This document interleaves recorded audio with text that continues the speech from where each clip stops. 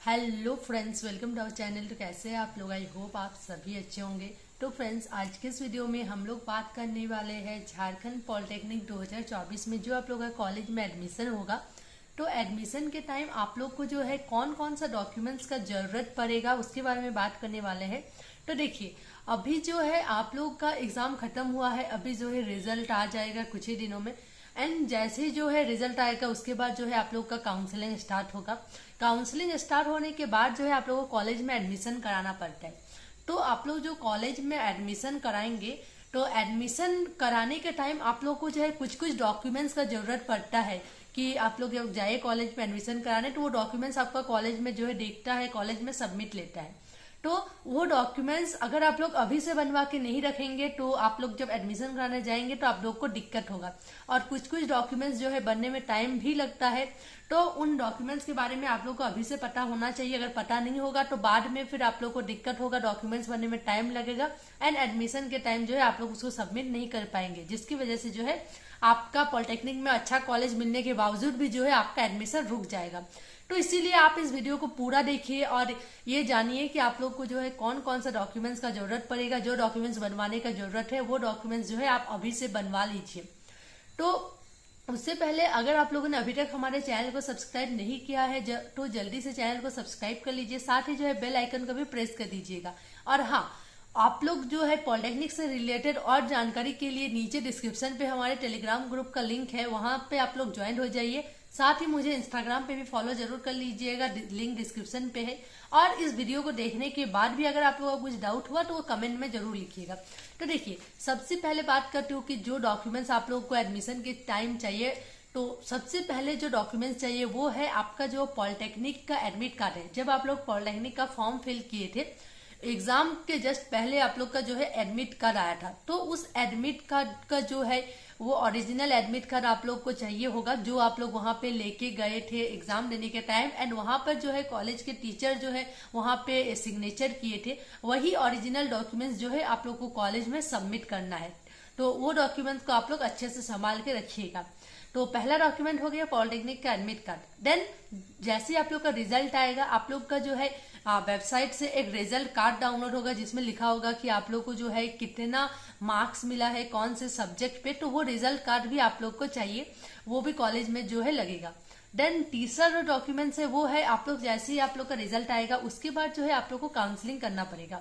Counselling करने के बाद आप लोग को जो कॉलेज अलॉट होगा उस हिसाब से जो है आप लोग का एक अलॉटमेंट लेटर निकलेगा। तो वो अलॉटमेंट लेटर आप लोग का जो है कुछ 1000 रुपीज पे करके वो अलॉटमेंट लेटर डाउनलोड करना पड़ता है। तो वो अलॉटमेंट लेटर जो है वो आप लोग का कॉलेज में सबमिट लेगा। तो ये 3 डॉक्यूमेंट जो है बहुत इंपॉर्टेंट है और ये तीनों डॉक्यूमेंट्स जो है आप लोग को ओरिजिनल ही चाहिए। उसके बाद नेक्स्ट जो डॉक्यूमेंट्स है वो है, अगर आप लोग 10th के बाद पॉलिटेक्निक में एडमिशन ले रहे हैं या 12th के बाद एडमिशन ले रहे हैं।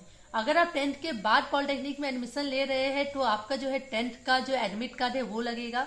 देन 10th का मार्कशीट, 10th में जो आपका टीसी मिलता है, मतलब कॉलेज से आप जो स्कूल लिविंग सर्टिफिकेट मिलता है वो स्कूल लिविंग सर्टिफिकेट। देन आपका जो है provisional certificate and migration certificate, ये जो है 5 सर्टिफिकेट आपका 10th का लगेगा। ये सारा सर्टिफिकेट आपका ओरिजिनल सर्टिफिकेट चाहिए। ये सारा ओरिजिनल सर्टिफिकेट आपका कॉलेज में जो है सबमिट लेगा, इसका जो है जेरोक्स नहीं चलेगा, ओरिजिनल ही आपको कॉलेज में सबमिट करना पड़ेगा। एंड अगर आप 12 किए हुए हैं तो भी आपको 12 का एडमिट कार्ड, 12 का मार्कशीट, 12 का school leaving certificate, provisional certificate and marksheet certificate आपको सबमिट करना पड़ेगा। एंड अगर आप जो भी जो है डिग्री किए, ग्रेजुएशन किए, तो आपको उसका सबमिट करना पड़ेगा। बट यहाँ पे एक बात नोट करने वाली है कि अगर आप पॉलिटेक्निक में अगर आप ये भरे हैं 10th लेवल का अगर आप भरे हैं तो आप 10th का डॉक्यूमेंट सिर्फ सबमिट कीजिएगा, उससे भी चलेगा। अगर 12 का नहीं भी कर पाए तो कोई दिक्कत नहीं, 10th का करेंगे तो वो भी ठीक है। तो ये सारा डॉक्यूमेंट्स लगेगा। नेक्स्ट आपका जो डॉक्यूमेंट है वो है आपका गैपिंग सर्टिफिकेट। ये गैपिंग सर्टिफिकेट क्या होता है? तो जो स्टूडेंट जो है मान लीजिए 10th के बाद वो 1 साल का गैप लिए हो एंड देन वो पॉलिटेक्निक का एग्जाम दे रहे हैं, तो उनको जो है गैपिंग सर्टिफिकेट बनवाना पड़ेगा। ये गैपिंग सर्टिफिकेट इसमें लिखा हुआ रहता है कि आप जो है क्यों गैप लिए थे एंड आपका जो है इतने साल में आप कहाँ थे वो लिखा हुआ रहता है। ये आपका जो है कोर्ट से बनता है। तो अगर आप जो है 10th के बाद या गैप लिए है या फिर 12th के बाद गैप लिए है या फिर ग्रेजुएशन के बाद भी गैप लिए है, अगर आप बीच में कुछ भी पढ़ाई नहीं किए है तो आपको जो है ये गैपिंग सर्टिफिकेट का जरूरत पड़ेगा। पर हाँ, अगर आप जो है मान लीजिए 10th के बाद आप 11th में एडमिशन लिए थे एंड अब 11th के बाद डायरेक्ट पॉलिटेक्निक में एडमिशन ले रहे हैं तो आपका गैपिंग सर्टिफिकेट का जरूरत नहीं है। उसके बाद नेक्स्ट जो आपका सर्टिफिकेट लगेगा वो है आपका रेसिडेंशियल सर्टिफिकेट। ये जो रेसिडेंशियल सर्टिफिकेट है इसको डोमिसाइल सर्टिफिकेट भी बोला जाता है, जो आप लोग आवासीय भी बोला जाता है, तो ये सर्टिफिकेट भी लगेगा। तो जो रेसिडेंशियल सर्टिफिकेट है ये सारे स्टूडेंट को लगेगा, चाहे वो किसी भी कैटेगरी से क्यों ना हो। ये रेसिडेंशियल सर्टिफिकेट ऑल स्टूडेंट के लिए मैंडेटरी है। एंड आपका रेसिडेंशियल जो है ये झारखंड का ही रेसिडेंशियल होना चाहिए, अदर स्टेट का होगा तो आपका एडमिशन नहीं होगा।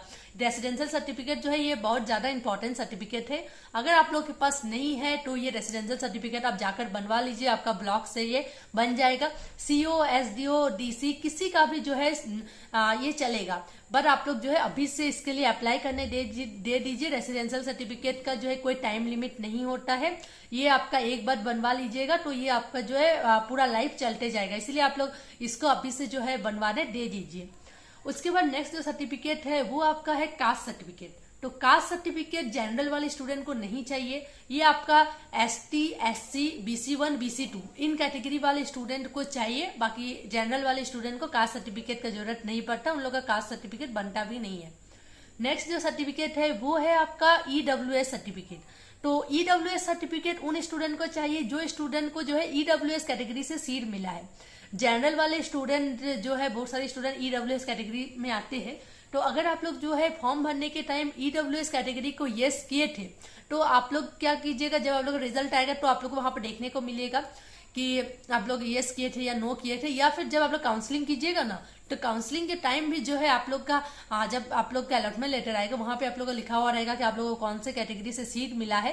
तो अगर आपको EWS कैटेगरी से सीट मिलता है तब आपको EWS सर्टिफिकेट लगेगा। तो जब आपका काउंसलिंग होगा देन आपका अलॉटमेंट लेटर आएगा, उस टाइम अगर आप EWS सर्टिफिकेट बनवाने के लिए देंगे तब बहुत लेट हो जाएगा। तो इसीलिए आप लोग अगर फॉर्म फिलअप के टाइम EWS सर्टिफिकेट पे यस किए हैं तो आप लोग अभी से जो है EWS सर्टिफिकेट बनवाने दे दीजिए। तो ये भी आपका ब्लॉक से सिंपली बन जाएगा एंड जो कास्ट सर्टिफिकेट है वो भी सिंपली आपका जो है ब्लॉक से बन जाएगा। नेक्स्ट जो आपका सर्टिफिकेट है वो है इनकम सर्टिफिकेट। तो इनकम सर्टिफिकेट भी सारे स्टूडेंट को नहीं चाहिए। जो स्टूडेंट जो है TFW से, जिन स्टूडेंट को सीट मिलता है TFW कोटा से, उन स्टूडेंट को ही इनकम सर्टिफिकेट चाहिए। तो फॉर्म भरने के टाइम अगर आप TFW को यस किए थे तो और अगर आपको TFW से सीट अलॉट होता है तो ही इनकम चाहिए। तो आप जो है अभी जाइए और अपना इनकम सर्टिफिकेट जो है बनवाने दे दीजिए। जो EWS सर्टिफिकेट है उसके लिए आपका इनकम सर्टिफिकेट भी चाहिए। तो EWS certificate, income certificate, caste certificate and जो आपका रेसिडेंशियल सर्टिफिकेट है, ये चारों सर्टिफिकेट जो है आपका ब्लॉक से बन जाएगा। एंड जो रेसिडेंशियल सर्टिफिकेट है वो ऑल स्टूडेंट के लिए मैंडेटरी है। तो ये सारा सर्टिफिकेट जो है आप जल्दी से जाइए और ब्लॉक से बनवा लीजिए। नेक्स्ट जो आपका सर्टिफिकेट लगेगा वो है आपका एंटी रैगिंग सर्टिफिकेट। तो ये जो एंटी रैगिंग सर्टिफिकेट रहता है ये भी आपका कोर्ट से बनता है। ये इसमें जो है आपका 2 एफिडेविट बनता है जो कि आपका कोर्ट से बन जाएगा। इसके बारे में ज्यादा डिटेल्स के लिए नीचे कमेंट कीजिए। नेक्स्ट जो आपका डॉक्यूमेंट्स चाहिए वो है मेडिकल सर्टिफिकेट। मेडिकल सर्टिफिकेट आप किसी भी जो है गवर्नमेंट रजिस्टर्ड डॉक्टर से ये बनवा सकते हैं। तो ये आप देखिए, medical certificate and anti ragging certificate, ये दोनों सर्टिफिकेट आप अभी मत बनवाइए, क्योंकि ये दोनों जो सर्टिफिकेट है ये आपका, इसमें आपको जब आपको काउंसलिंग के बाद कॉलेज अलॉट होगा उस टाइम बनवाने दीजिएगा, क्योंकि ये दोनों सर्टिफिकेट में आपका कॉलेज का नाम लिखा हुआ रहता है एंड डेट वगैरह लिखा हुआ रहता है। तो इसीलिए दोनों सर्टिफिकेट जब आपको कॉलेज अलॉट होगा तो आप बनवाने दीजिएगा, ये जल्दी बन जाता है। एंटी रैगिंग सर्टिफिकेट तो आप कोर्ट में जाइएगा और वहीं पे जल्दी से बन जाएगा तुरंत। एंड जो मेडिकल सर्टिफिकेट है वो तो आप किसी भी गवर्नमेंट रजिस्टर्ड डॉक्टर से बनवा सकते हैं। तो ये दोनों सर्टिफिकेट बाद में बनवाइएगा। नेक्स्ट जो आपका सर्टिफिकेट लगेगा वो है आधार कार्ड का जेरोक्स। जो आपका आधार कार्ड है उसका जेरोक्स भी लगेगा, इसका ओरिजिनल नहीं लगेगा। और एक आपका passport size photo, passport size आप कम से कम 8-10 फोटो जो है लेकर जरूर जाइएगा। तो क्योंकि जरूरत पड़ता है वहां पे, आप हो सके तो ज्यादा भी लेकर जा सकते हैं। और एक बात, आप जो भी डॉक्यूमेंट्स वहां पे लेके जाइएगा उन सारे डॉक्यूमेंट्स का आप जो है 3 से 4 कॉपी जेरोक्स जरूर रख लीजिएगा अपने पास, क्योंकि बहुत सारा डॉक्यूमेंट्स जो है जैसे 10th का जो भी सर्टिफिकेट है, ये सारा डॉक्यूमेंट्स जो है आपको 3 साल तक आपको वापस नहीं मिलने वाला, इसलिए ये सारा डॉक्यूमेंट्स जो है आप अपने पास जेरोक्स जरूर रखिएगा। और एक बात, जो भी डॉक्यूमेंट्स आप कॉलेज में सबमिट कर रहे हैं उन सारा डॉक्यूमेंट्स को आप जो है अपने फोन पे जो है स्कैन करके जरूर रख लीजिएगा, अपने फोन पे फोटो खींच के जरूर रख लीजिएगा, क्योंकि ये सारा डॉक्यूमेंट्स आपको वापस नहीं मिलने वाला है ओरिजिनल, तो इसीलिए ये सारा डॉक्यूमेंट्स फोन में रख लीजिएगा, आपको वापस कभी भी काम आ सकता है। एंड बहुत सारे स्टूडेंट अलॉटमेंट लेटर अपने पास नहीं रखते, अलॉटमेंट लेटर का भी जो है प्रिंट आउट अपने पास जरूर रखिएगा। एंड देखिए, मैं एक बार फिर से बता देती हूँ कि आप लोगों को कौन कौन सा जो डॉक्यूमेंट्स है वो आपको ओरिजिनल चाहिए। पहला तो आपको जो पॉलिटेक्निक के एडमिट कार्ड है वो ओरिजिनल चाहिए। नेक्स्ट जो है आपका अलॉटमेंट लेटर, एंड आपका 10th का जो भी सर्टिफिकेट में बताइए हो वो सारा ओरिजिनल चाहिए। एंड अगर आप 12 किए तो 12 का सारा सर्टिफिकेट ओरिजिनल चाहिए। एंड आपका जो रेसिडेंशियल सर्टिफिकेट है वो भी आपका वहां पे चाहिए। जो भी कास्ट सर्टिफिकेट बनता है, एंटी रैगिंग बनता है, मेडिकल सर्टिफिकेट, ये सारा डॉक्यूमेंट्स जो आपको ऊपर ओरिजिनल चाहिए। बस आधार कार्ड आप वहां पे जेरोक्स दे दीजिएगा, क्योंकि आधार कार्ड का जो है आपका वहां पे ओरिजिनल आधार कार्ड नहीं मांगता है। तो ये सारा डॉक्यूमेंट्स मैंडेटरी है। जो डॉक्यूमेंट्स आपको बनवाना है वो डॉक्यूमेंट्स आप अभी से दे दीजिए बनवाने के लिए। एंटी रैगिंग एंड जो आपका गैपिंग सर्टिफिकेट है और जो मेडिकल है ये छोड़ के, ये जब आपका अलॉटमेंट लेटर आएगा, जब काउंसलिंग होगा, कॉलेज मिलेगा, तब आप ये बनवाइएगा। बाकी जो डॉक्यूमेंट्स आपको बनवाना है वो आप अभी जाइए और बनवाने दीजिए, क्योंकि फिर बाद में जल्दी जल्दी में नहीं हो पाता है। एंड आपको अगर डॉक्यूमेंट से रिलेटेड कुछ भी डाउट है तो आप नीचे कमेंट जरूर कीजिएगा। साथ ही जो है आप हमारे टेलीग्राम ग्रुप में भी ज्वाइन कर लीजिए, लिंक डिस्क्रिप्शन पे है। तो चलिए, मैं मिलती हूँ आप लोगों के साथ नेक्स्ट वीडियो में। तब तक के लिए take care, bye bye and thank you.